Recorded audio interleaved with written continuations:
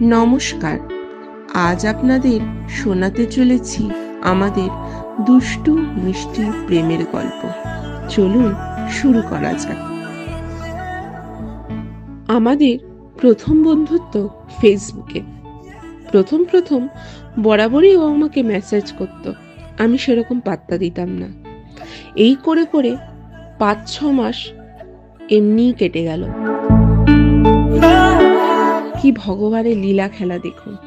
যে মানুষটাকে কোনোদিনও সেরকম পাত্তা দিতাম না, সেই মানুষটাই আমার জীবনের দায়িত্ব নিতে চলেছে।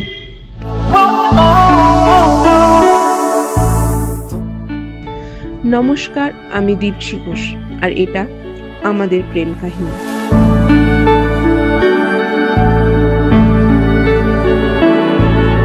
তোমার নামের রোদ্দুরে আমি ডুবেছি সমুদ্রে, জানি না যাব কতদূরে এখনো। হঠাৎই কোনো এক ডিসেম্বরে আমাকে হাই লিখে পাঠালো, আমিও হাই লিখে পাঠালাম। সেই হাই লেখালেখি করতে করতে মেসেজে রিপ্লাই দিতে দিতে ও আমার হোয়াটসঅ্যাপ নাম্বারটা চেয়ে বসলো। দেখো লিখছে কে বলে আলো শিখছে কে। কিন্তু কি মনে হলো, কোনো এক অজানা বিশ্বাসে আমি ওকে আমার হোয়াটসঅ্যাপ নাম্বারটা শেয়ার করে ফেললাম। সেখান থেকেই আমাদের প্রেম কাহিনীটা আরো এক ধাপ এগিয়ে গেল।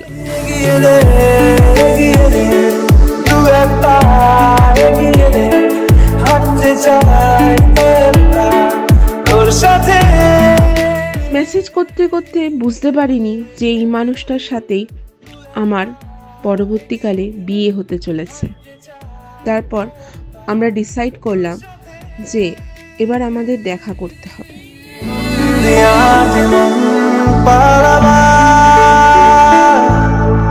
বন্দি আছে কাছে সে তোমার,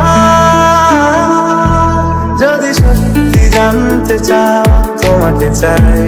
28 ডিসেম্বর আমরা দেখা করলাম। আস্তে আস্তে দেখা করা, কথা বলা আমাদের মধ্যে বেড়ে গেল। আমরা বুঝতেই পারিনি কখন আমরা একে অপরকে পাগলের মতো ভালোবাসতে শুরু করলাম।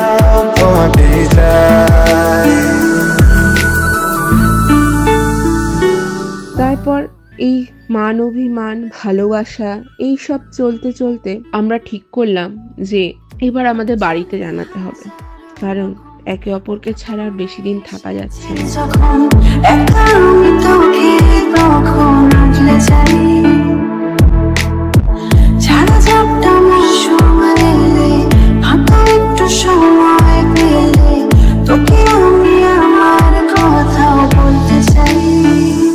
আমাদের বিয়ের ডেটটা ঠিক হলো 25/2/2025। আপনাদের সবার আশীর্বাদ এবং ভালোবাসা আমাদের আগামী জীবনের পথে খুব গুরুত্বপূর্ণ। আমার কাছে তার মনে আছে নিজেকে আমি খুঁজেই নেবে। এগিয়ে রে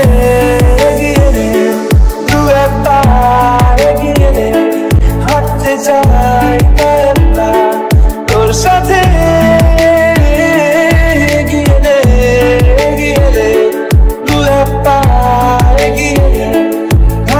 চাই তোর সাথে, যদি সত্যি জানতে চাও তোমাকে চাই, তোমাকে চাই। যদি মিথ্যে মানতে চাও তোমাকেই চাই, যদি সত্যি জানতে চাও তোমাকে চাই, তোমাকে চাই। যদি মিথ্যে মানতে চাও তোমাকেই চাই।